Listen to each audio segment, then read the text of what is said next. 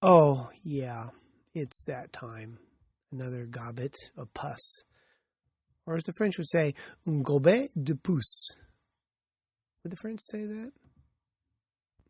86, or 86, otherwise known as Zosin, from December 30th, 2008. The weather has changed back to Portland rain. The holidays are over, so it's back to reality.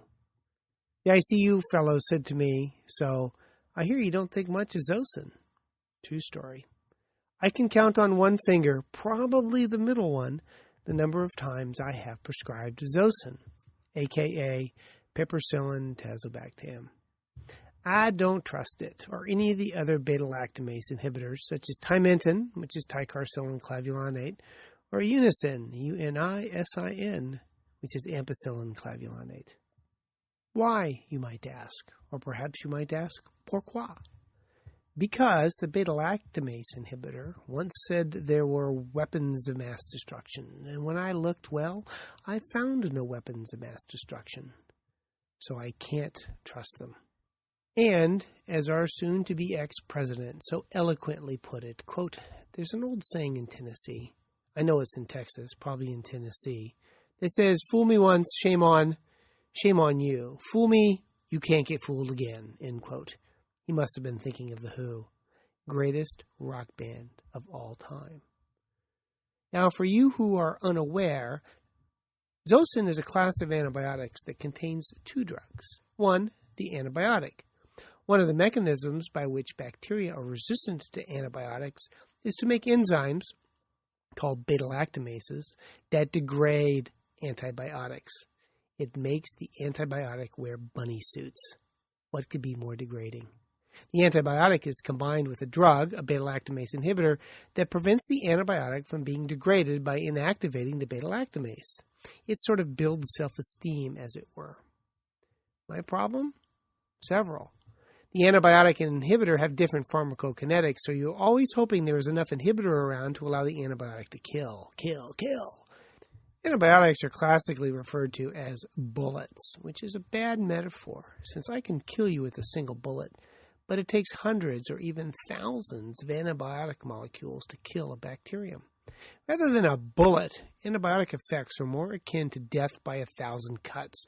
It's like dying from mosquito bites. You need thousands to do it. I worry that there is enough inhibitor around to allow the 1,000 cuts needed to kill the bacteria.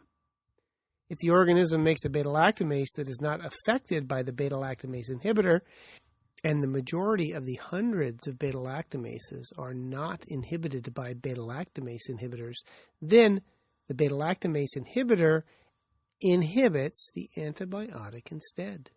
Pseudomonas, for example, does not make beta-lactamase that is inhibited by tazobactam, and as a result, the combination is less active than piperacillin alone. The result of this may be death. Most antibiotics are given before the cultures are back, empiric therapy. And if you delay therapy in sick patients, you have higher death rates, often 30 to 40% higher. So you have to give the best antibiotic you can think of for the presumed organism. If that infecting organism is Pseudomonas and you gave Zosin, then your patient may be more likely to die. I recognize that when I choose my empiric therapy, sometimes I am literally betting my patient's life that I can choose right. I do not like to lose that bet, so I never give Zosin, especially if I do not know what bacterium is trying to kill my patient. And the proof of concept for this was published in Clinical Infectious Diseases in 2008 in an article called Outcomes of Bacteremia Due to Pseudomonas aeruginosa with Reduced Susceptibility to Piperacillin Tazobactam, Implications on the Appropriateness of the Resistance Breakpoint. They found that organisms that were in the higher susceptible range to pip-tazobactam did not do as well as patients who had it on the lower end of the susceptibility spectrum. They concluded in Pseudomonas aeruginosa bacteremia, due to isolates with reduced pip-tazo susceptibility, empirical pip-tazo therapy was associated with increased mortality. Now, this is a variable effect, I am the first to admit. Some organisms actually do better when you give piptazo up front, but you can't use it as a big gun, strong, or powerful antibiotic. And those who have heard this podcast in the past know that anybody who uses the term strong, big gun, or powerful has 100% sensitivity and specificity for knowing absolutely nothing about the use of antibiotics. C'est la fini de la Gobbet du pouce. Au revoir. My next podcast will be entirely in Klingon.